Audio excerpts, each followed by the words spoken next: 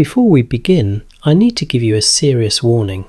The case you're about to hear is among the most disturbing in recorded history. It involves prolonged violence, torture, and extreme cruelty. If you're sensitive to graphic subject matter, this may not be the video for you. Please use discretion, because once you hear this story, you'll understand why it has haunted people across the world for decades. Junko Furuta was born in Misato, located in Japan's Saitama Prefecture. She lived a relatively ordinary life with her parents, her older brother, and her younger brother. By all accounts, Junko was a bright and cheerful teenager. She was known for her good grades, nearly perfect attendance, and a strong sense of responsibility. Outside of school, Junko held a part-time job at a local plastic moulding factory. She wasn't just working for pocket money, she was saving up for a graduation trip she had been planning, a trip she was really looking forward to. After graduation, she was already set to start a position at an electronics retail store. Her life was shaping up, and she had big plans for her future. Junko wasn't rebellious. She avoided alcohol, smoking, and drugs entirely. She stayed on a straight path, which earned her respect from her teachers, but also made her stand out among a group of delinquent boys who thought she was too good for them. She was attractive, popular, and active, and naturally caught the attention of her peers. But not all attention is good attention. Among the group of thugs who frequently lingered around the school was Hiroshi Miyano. Often referred to in sources by different variations of his name, he was known as a bully, someone who had connections with low-level members of the Yakuza. While most students feared him, Junko didn't give in to his intimidation. At one point, Hiroshi tried to proposition Junko. He wanted a physical relationship with her, but she turned him down. That rejection bruised his ego deeply. This wasn't just a matter of pride. Hiroshi was used to getting what he wanted, and being turned away by a girl he desired infuriated him. He saw it not as her choice, but as an insult. Hiroshi decided to make her pay for what he viewed as a humiliation. Along with a few of his delinquent friends, he devised a trap. They would stage an attack on Junko, only for Hiroshi to swoop in as her rescuer. Once she trusted him, he could lure her away. On November 25, 1988, Junko finished her shift at work and began riding her bicycle home. That night, the plan was set in motion.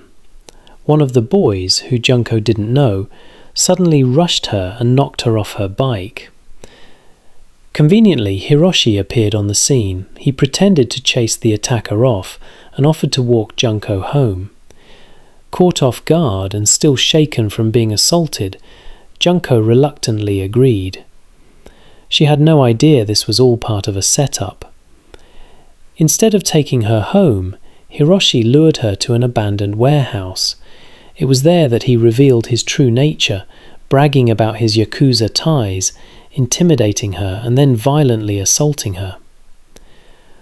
Afterward, he took her to a hotel where he called 3 of his friends, Joe Ogura, Yasushi Watanabe, and Nobuharu Minato.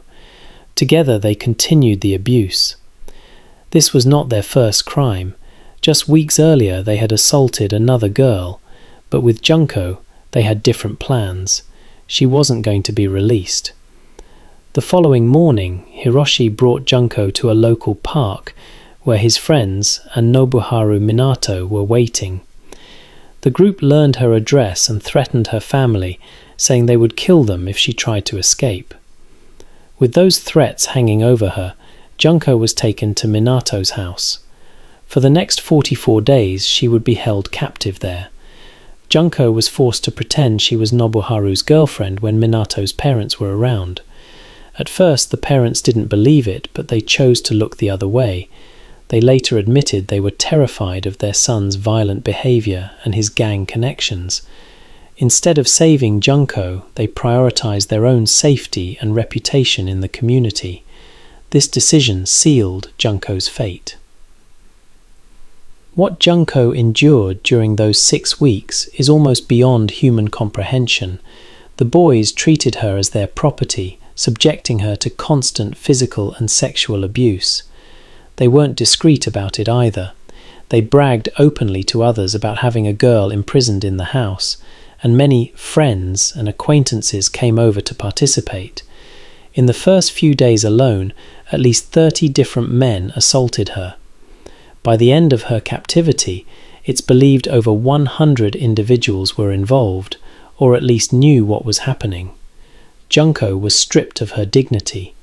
She was forced to remain unclothed, beaten daily, and subjected to humiliation after humiliation. Sometimes they shoved her into the freezer, sometimes they burned her with cigarettes, or poured hot wax onto her skin. By the 10th day, her body was breaking down. She could no longer eat without vomiting. She became severely dehydrated, and each time she threw up, the boys beat her further. On freezing nights, she was forced onto the balcony with no protection from the cold. Police even had a chance to save her. At one point, someone who heard about Junko tipped off authorities.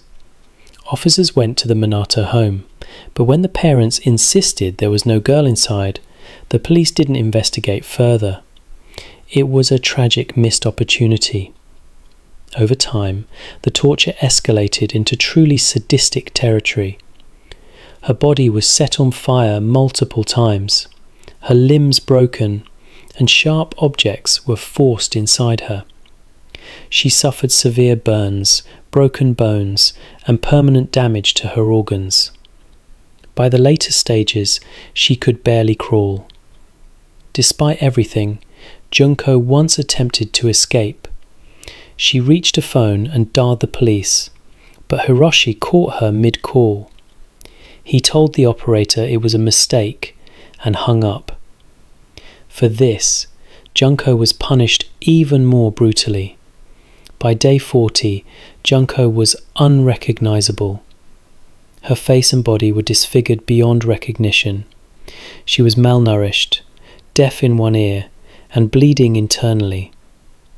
Even then, the boys showed no mercy. On New Year's Day, 1989, Junko spent the holiday alone, begging her captors to end her suffering. By January 4th, she was forced to play a game of mahjong solitaire with the boys. Despite her condition, she won, which enraged them. They responded by beating her with an iron barbell and setting her body ablaze with lighter fluid once again. The torture session dragged on for 2 hours. By the end, Junko slipped into shock. On January 5th, she finally succumbed to her injuries. She was just 17 years old. Panicked, the boys stuffed her body into a 55-gallon oil drum, filled it with concrete, and abandoned it at a construction site in Koto, Tokyo. Disturbingly, strands of her hair were still visible at the top of the hardened concrete. At first, police didn't connect them to Junko's disappearance. What ultimately exposed them was Hiroshi himself. While being questioned for another unrelated assault, he mistakenly thought the officers were talking about Junko. Believing one of his friends had already confessed, he spilled the details, including where her body was hidden. When Junko's body was recovered, her family was devastated. Her mother fainted upon hearing the full details and later required psychiatric care. The autopsy revealed just how horrific her final days had been. Despite the evidence, the 4 main perpetrators were tried as juveniles.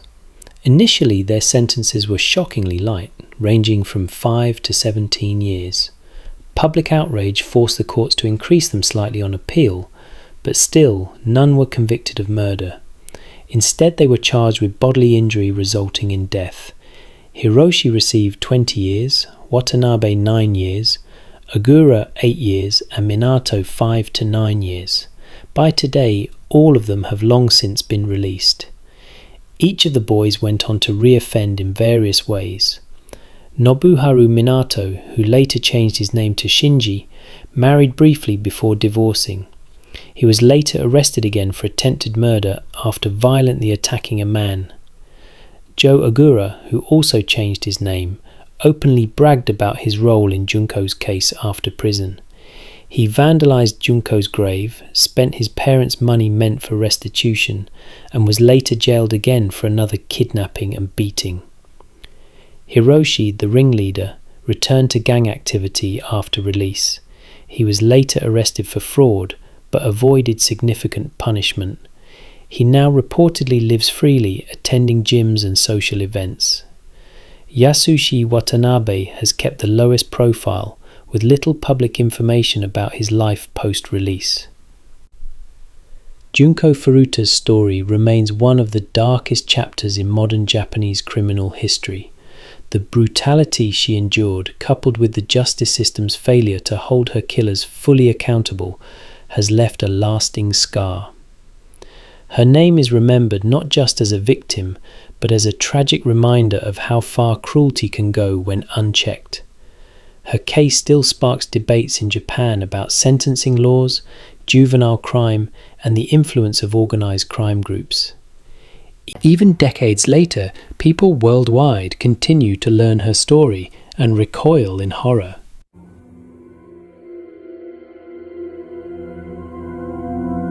I want to quickly give a shout out to my first 40 subscribers. Thank you so much for your support. I really appreciate you folks. Please share your thoughts down below, and if you haven't yet, consider tapping that subscribe and like button. It would really help me out. And remember to always watch your back.